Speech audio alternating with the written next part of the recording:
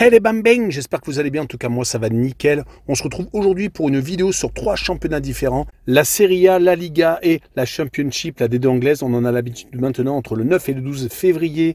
La Serie A, il y aura l'AS Rome contre l'Inter de Milan, un beau choc en perspective. Le Genoa contre l'Atalanta de Bergame, le Milan AC contre Naples, deuxième grosse affiche, et la Juve contre l'Udinese. En Liga, la Real Sociedad, le futur adversaire du Paris Saint-Germain, contre Osasuna, le Real de Madrid contre Gijón, son second au classement, le FC Séville contre l'Atlético de Madrid. Vraiment de beaux matchs à analyser, et également Barcelone contre Grenade. En Championship des deux anglaises, on aura Ipswich contre West Bromwich Albion, Leeds contre Rotherham, également Southampton contre Huddersfield et Watford contre Leicester City. N'hésitez pas à venir nous rejoindre sur le site VIP, les réseaux sociaux, tout est à l'écran et en description.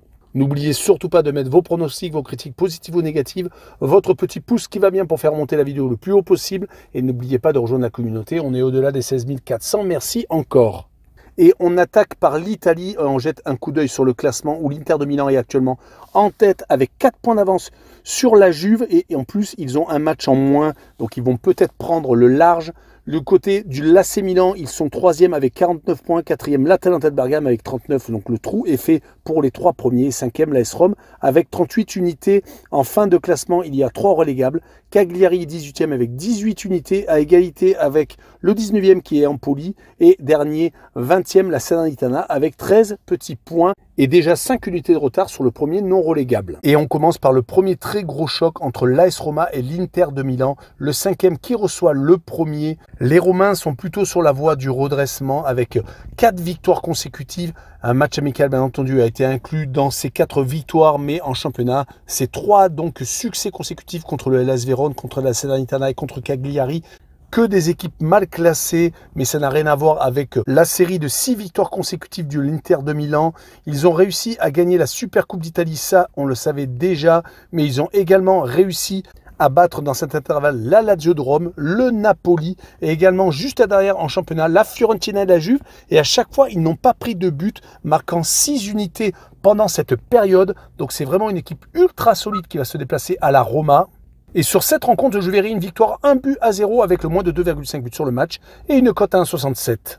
La rencontre suivante est le Genoa contre l'Atalanta de Bergame, le 11e qui recueille le 4e. Le Genoa est actuellement promu et ils sont surtout sur une très belle série de matchs où ils n'ont pas perdu. Ils en sont à 8, toutes compétitions confondues, avec tout de même 5 matchs nuls et 3 victoires. Des victoires contre Sassuolo, également contre la Salernitana et contre Lecce. Et à domicile, ils n'ont perdu qu'une seule fois sur les 10 dernières réceptions et c'était contre l'AC Milan le 7 octobre. Donc ils ont beaucoup d'espoir en accueillant l'Atalanta de Bergame, qui est tout de même sur une très belle série de 4 victoires consécutives, Coupe d'Italie compris, où ils ont réussi à s'imposer à l'AC Milan. Ils ont également gagné 3 fois consécutivement, à chaque fois à la maison, en championnat, contre Frosinone, contre l'Udinese et surtout contre la Lazio. 3-1, ils ont même marqué sur l'intervalle 12 réalisations. Donc c'est vraiment une équipe ultra offensive qui va jouer contre le Genoa. Mais sur ce match-là, j'ai envie de voir la surprise. Et un match 0-0, mais avec tout de même le away no bet pour assurer le coup avec le match nul remboursé 6 victoires de l'Atalanta à l'extérieur et une cote à 1,66. On enchaîne avec le Milan AC contre le Napoli. Le Milan AC est actuellement 3e alors que Naples n'est plus du tout à la même fête que la saison dernière où ils avaient été champions d'Italie. Malheureusement, les entraîneurs se succèdent et ça n'a pas obligatoirement l'effet escompté. Naples vient de gagner certes contre le Hellas Vérone, mais il venait juste avant de perdre contre l'Inter de Milan en Super Coupe d'Italie, ne pouvant pas disputer donc ou gagner un titre cette année. Ils ont également fait 0-0 à la Lazio. On va dire qu'il y a un léger mieux quand même quand il y avait l'époque Rudy Garcia où ils étaient vraiment complètement catastrophiques à la maison, perdant énormément de matchs, mais ils ne sont tout de même qu'à 4 points de l'Atalanta de Bergame qui est actuellement en position de dernier qualifié pour la C1. Du côté de l'AC Milan, ils sont 3e, mais ils sont totalement décrochés des 2 premiers. L'AC Milan reste quand même en début d'année 2024 sur une bonne série. Sur les 4 derniers matchs, c'est 3 victoires et un match nul. Le match nul était contre Bologne. et les victoires étaient contre des équipes de l'Udinese et de la Frosinone, à chaque fois 3-2 à l'extérieur. Donc beaucoup de buts, mais également beaucoup de buts encaissés et également une victoire 3-1 contre l'AS Rome. Sur ce match-là, je verrai une victoire de l'AC Milan 1-0 et le moins de 3 buts sur le match avec une cote à 1,59. Et on finira l'Italie par la Juve contre l'Udinese. Avec la Juve qui a malheureusement perdu le choc contre l'Inter de Milan, il se retrouve décroché à 4 points du leader et avec surtout un match en plus. Il va falloir espérer encore jusqu'à la fin de la saison, mais malheureusement, s'il ne gagne pas contre l'Udinese, cela va être très compliqué, en espérant bien entendu un faux pas des interistes. Ils avaient pourtant mis le paquet avec beaucoup de matchs sans prendre de but en début d'année 2024. Peut-être que le faux pas contre Empoli le 27 janvier, enchaîné avec cette défaite contre les interistes, ils doivent absolument relancer la machine avec ce match contre l'Udinese qui est actuellement 16e, qui a un seul point d'avance sur le premier relégable et qui reste sur une grosse série sans victoire. Depuis leur victoire contre Bologne le 30 décembre, ils n'ont plus gagné, perdant à 3 reprises contre des gros tout de même, la Lazio, l'AC Milan et l'Atalanta, et faisant 2 matchs nuls contre la Fiorentina et contre Monza. En tout cas, sur cette rencontre, je vois la Juve s'imposer 2-0 et je verrai les deux équipes qui ne marquent pas avec une cote à 1,61. Et on poursuit avec l'Espagne, et d'abord le classement avec le Real qui est premier et 58 points, deuxième, juste derrière à 2 unités, Gijón qui est la grosse surprise de ce début de championnat, avec Barcelone qui est troisième avec 50 points, quatrième l'Atlético de Madrid avec 48 unités, cinquième l'Athletic Bilbao avec 45 points. En fin de classement, 3 équipes sont relégables, Cadix 18e avec 17, 19e Grenade avec 12 et enfin 20e et dernier Almeria avec 6 unités et encore pas de victoire à la clé. On attaque avec le premier match, la Real Sociedad contre Osasuna. Les Basques font une superbe saison, ils sont encore qualifiés en Champions League, ils sont en 8e de finale. Et ils vont se déplacer au Parc des Princes pour jouer les Parisiens.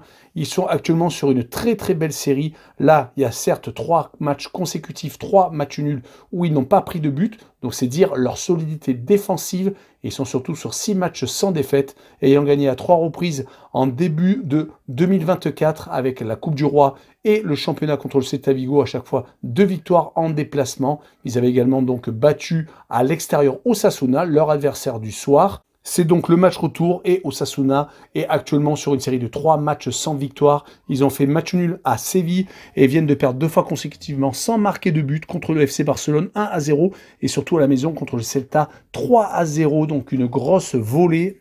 Sur ce match-là, je verrai quand même une victoire de la Real Sociedad 1-0 et je verrai les deux équipes qui ne marquent pas et une cote à 1,54. On enchaîne avec le duel entre les deux premiers, le Real de Madrid contre Gijón. Le Real s'était imposé au match aller 3-0. Ils sont avec juste 2 points d'avance et sur les 4 derniers matchs de championnat, le Real a tout de même gagné à 3 reprises et vient de se faire accrocher par l'Atlético de Madrid. Mais de l'autre côté, c'est à peu près pareil au niveau des résultats, sauf qu'ils ont fait 2 matchs nuls et 2 victoires sur les 4 derniers matchs, se faisant accrocher par Almeria et la Real Sociedad, à chaque fois 0-0.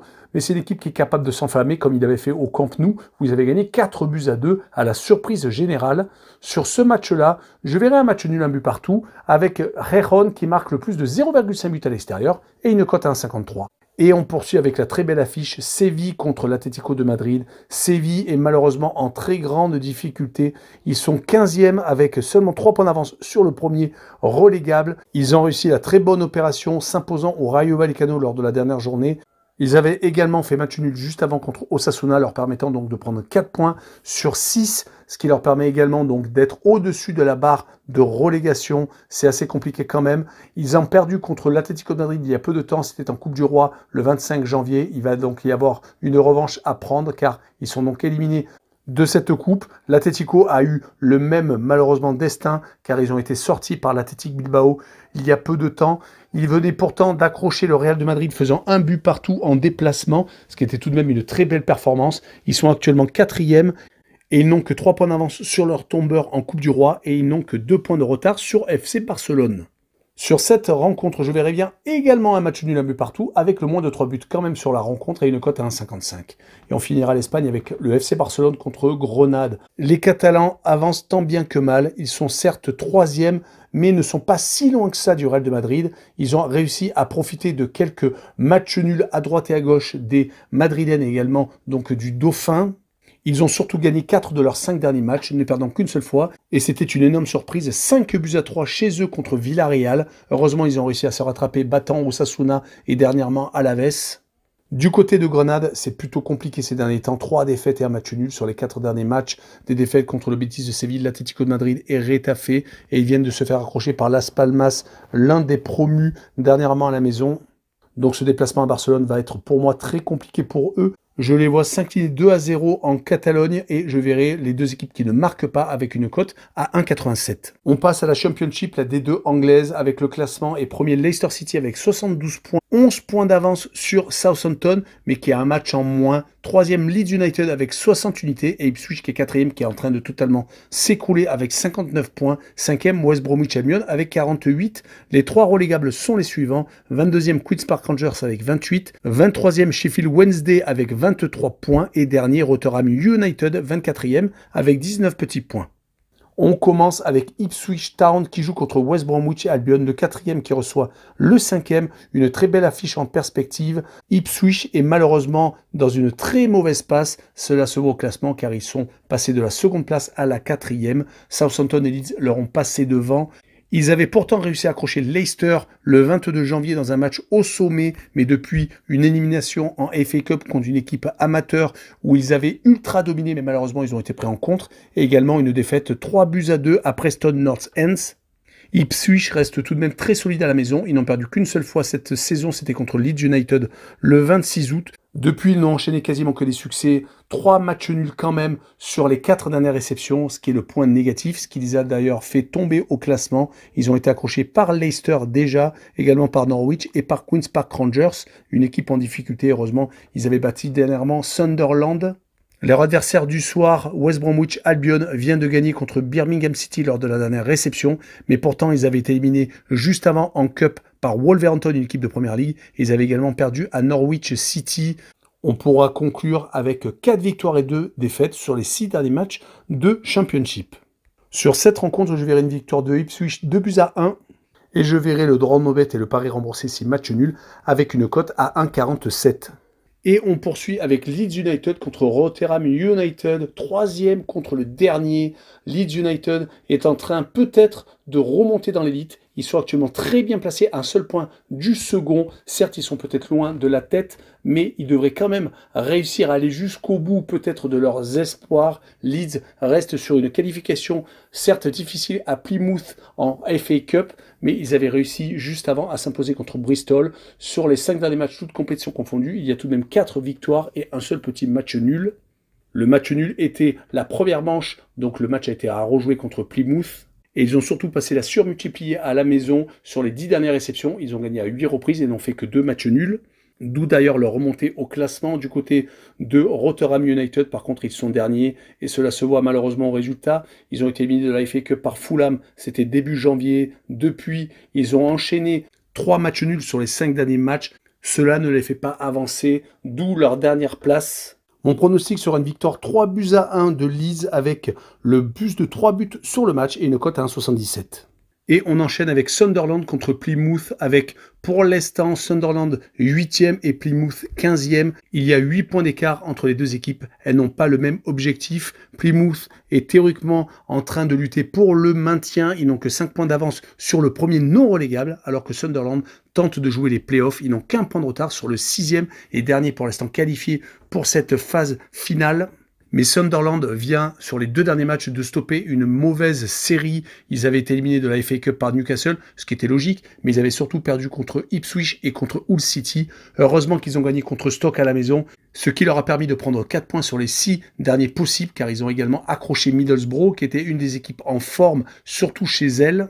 Et ils vont jouer contre Plymouth, qui de son côté a gagné à Swansea, qui a été éliminé malheureusement de la FA Cup par Leeds, en prolongation, malheureusement pour eux, ils n'ont plus cette compétition pour peut-être sortir la tête de l'eau. Ce qui est intéressant à l'extérieur pour les 15e du classement, c'est qu'ils sont assez solides, ne perdant qu'une seule fois lors des 6 derniers déplacements, faisant même 4 partages de points, dont un à Leeds, et également ne perdant que de justesse à Southampton. Ils pourraient peut-être profiter d'un Sunderland beaucoup moins saignant quand il reçoit, car ils ont perdu à 3 reprises lors des 5 dernières réceptions. Donc sur cette rencontre, je verrai un match nul, un but partout, et le home no bet et le match nul rembourser ses victoires de Sunderland à la maison, avec une cote à 1,59. Et on finira avec le match du leader à l'extérieur, Watford-Leicester City. Les 11e qui reçoivent le leader, Watford, n'est pas si loin que ça des playoffs, à 4 points seulement, mais ils sont sur une série assez importante de matchs sans succès, 5 exactement, 3 matchs nuls et malheureusement 2 défaites. Il y avait tout de même la Cup au milieu, où ils ont perdu contre Southampton. Après les avoir accrochés à la maison, ils ont perdu lors du match à rejouer à l'extérieur, et c'était il y a peu de temps, le 6 février, ils avaient malheureusement juste avant perdu contre Cardiff City, donc ils sont sur 2 défaites consécutives. Ce n'est pas de meilleur augure pour jouer Leicester, qui de son côté enchaîne les succès, 3 consécutifs, que ce sont en FA Cup où ils se sont qualifiés contre Birmingham, et ils viennent de gagner consécutivement Swansea et Stoke. Ils ont marqué même sur cette période à 11 reprises. Donc sur ce match-là, je vois Leicester s'imposer 2-0 en déplacement, avec Leicester qui marque le plus de 1,5 buts hors de ses bases et une cote à 1,75. Voilà, on en a fini avec cette vidéo assez longue, certes, mais avec 3 championnats différents. Merci encore. Ciao les bang bang!